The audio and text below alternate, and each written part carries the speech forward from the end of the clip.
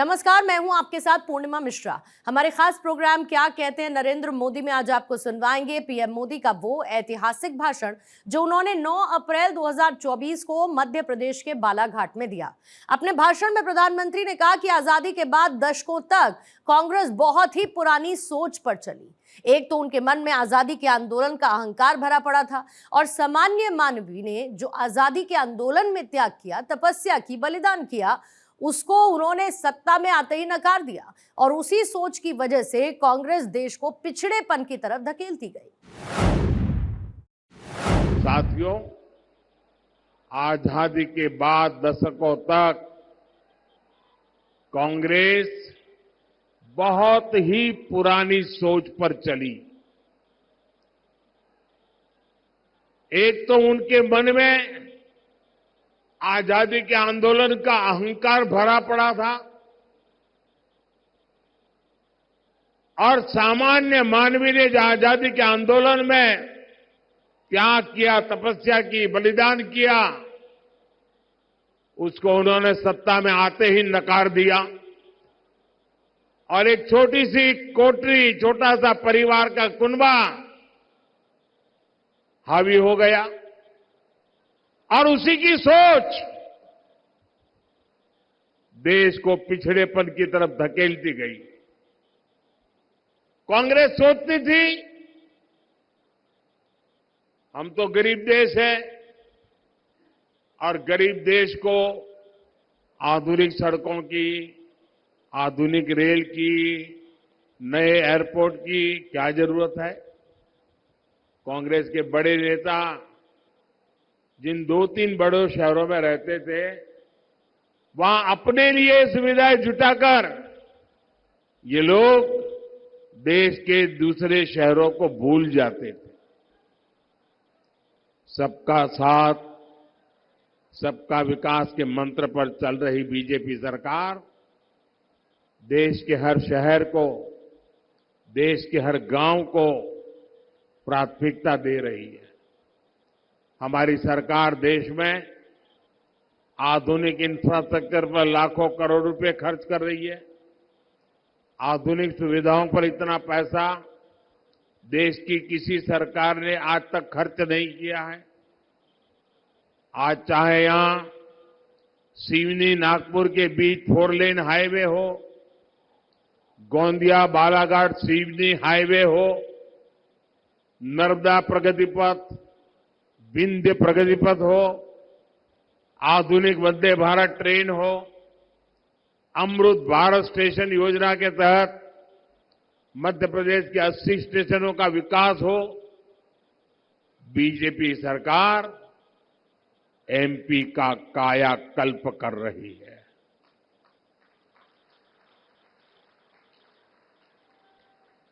बालाघाट से गोंदिया वाली जिस ब्रॉडगेज रेलवे लाइन की नींव करीब 30 साल पहले रखी गई थी,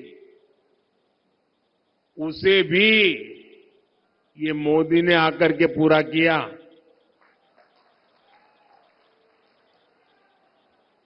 बालाघाट की 12 सिवनी हैंडलूम साड़ियों को जीआई टैग मिले। बनारसी साड़ियों की तरह उनकी भी धूम मचे। बीजेपी सरकार इसके लिए भी काम कर रही है। यही विकसित मध्य प्रदेश से विकसित भारत की मोदी की गारंटी है। ये बदलाव केवल 10 वर्षों की मेहनत का परिणाम है। इतना सारा हुआ है, लेकिन मोदी का तो यही कहना है कि ये तो अभी ट्रेलर है।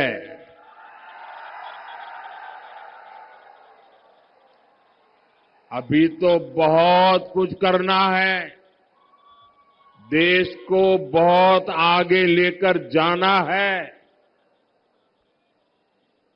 भाइयों बहनों, आप मेरी जिंदगी को जानते हैं।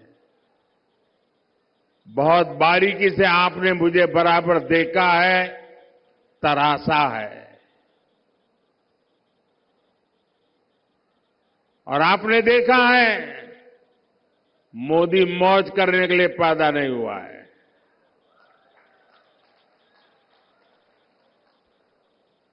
मोदी मेहनत करता है क्योंकि उसके लक्ष्य बहुत बड़े हैं, देश के लिए है, आपके लिए है, आपके बच्चों के उज्जवल भविष्य के लिए है। और ये मेहनत इसलिए कर रहा हूं। जब इतना सारा काम हुआ तो लोग कहते हैं, मोदी जी आप उसको ट्रेलर क्यों कहते हैं, इतना सारा कर लिया। अब मैं गांव की भाषा में अगर समझाना है तो मैं यही कहता हूं कि आपने देखा होगा गांव में दिवाली के दिनों में बड़ा रॉकेट छोड़ना है, बहुत ऊंचे जाने वाला रॉकेट छोड़ना है, तो बच्चे क्या करते हैं, पहले वो फुलझड़ी होती है ना, उसको जलाते हैं, फिर दूर से फुलझड़ी से उस रॉकेट को अग्नि देते हैं और फिर रॉकेट उड़ता है। होता है ना ऐसा? ऐसा होता है ना? अब फुलझड़ी देख करके भी लगता तो है वाह वाह बहुत बढ़िया पटाखे फूट रहे हैं, लेकिन उसका लक्ष्य तो उस रॉकेट को ऊपर ले जाना होता है। वैसे ही मोदी ने अब तक जो काम किया है ना, वो तो फुलझड़ी है, फुलझड़ी। अभी तो विकास का रॉकेट और ऊंचे ले जा रहा है।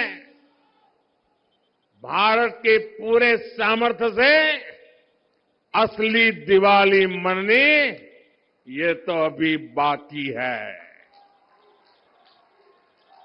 और इसके लिए ही मैं आपसे आशीर्वाद मांगने आया हूं।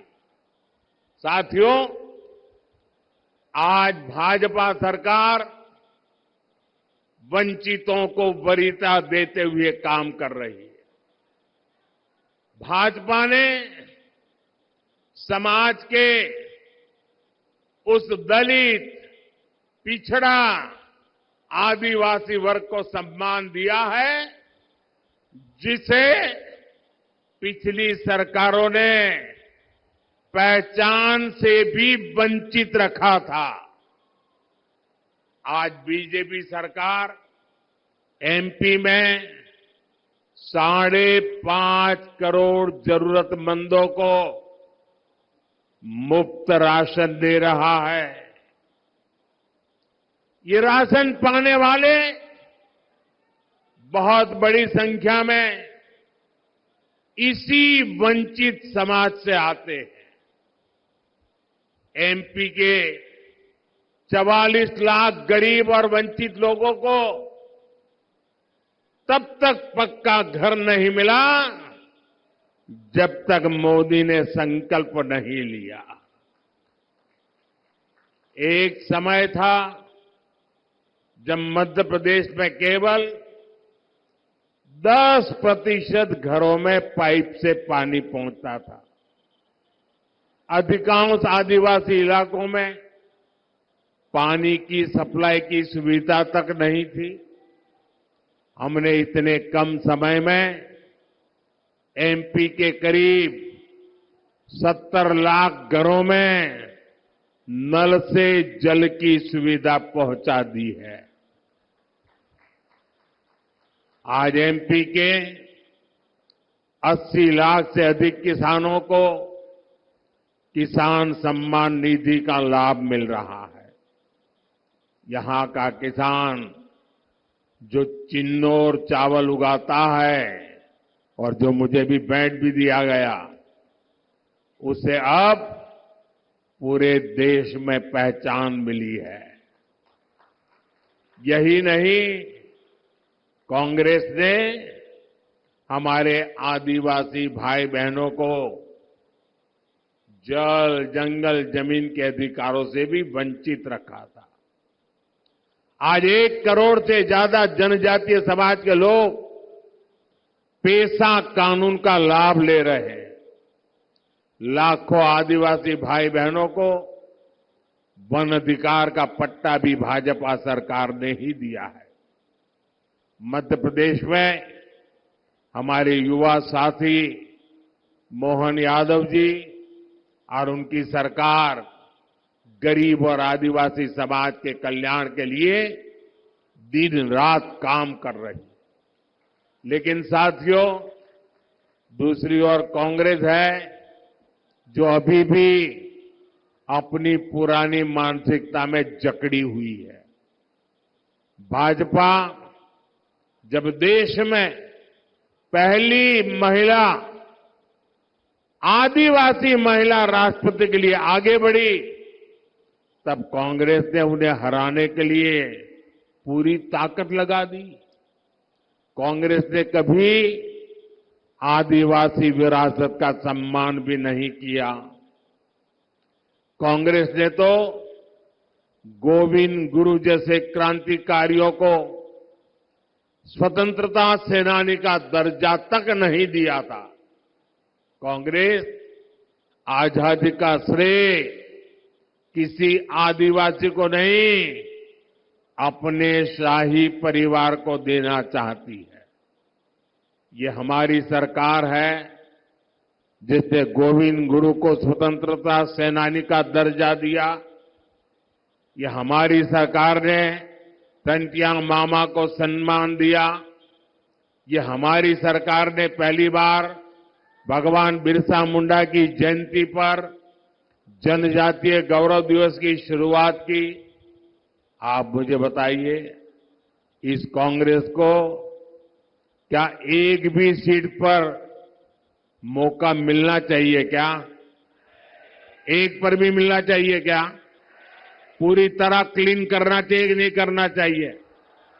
साथियों, कांग्रेस ने अब आजकल एक इंडी अलायंस बनाकर देश के खिलाफ बिगुल फूंक दिया है। ये लोग आपस में एक दूसरे से झगड़ते हैं, लेकिन कहते हैं कि मोदी को रोकने के लिए साथ आए हैं, लेकिन असल में उन्हें मोदी को नहीं रखना है। इंडी गठबंधन वालों को मोदी को रोकना नहीं है, देश के विकास को रोकना है।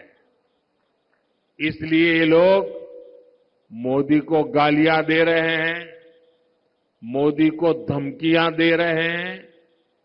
मैं अपना सब कुछ छोड़कर देश सेवा के मिशन को लेकर चला हूं। मोदी के लिए मेरा भारत ही मेरा परिवार है। जो लोग अपनी तिजोरियां भरने राजनीति में आए हैं, वो मोदी को धमकी न दें। मोदी तो अपनी कमाई भी देश के काम लगा देने की आदत रखता है। मैं एमपी की धरती से बताना चाहता हूं, मोदी भक्त है महाकाल का। मोदी झुकता है तो या तो जनता जनार्दन के सामने या महाकाल के सामने। मैंने महाकाल से देश सेवा के लिए गालियां और अपमान को बर्दाश्त करना सीखा है, और मैंने देश विरोधी ताकतों को अंजाम तक पहुंचाना भी सीखा है। मोदी इनकी घीधर भक्तियों से डरने वाला नहीं है।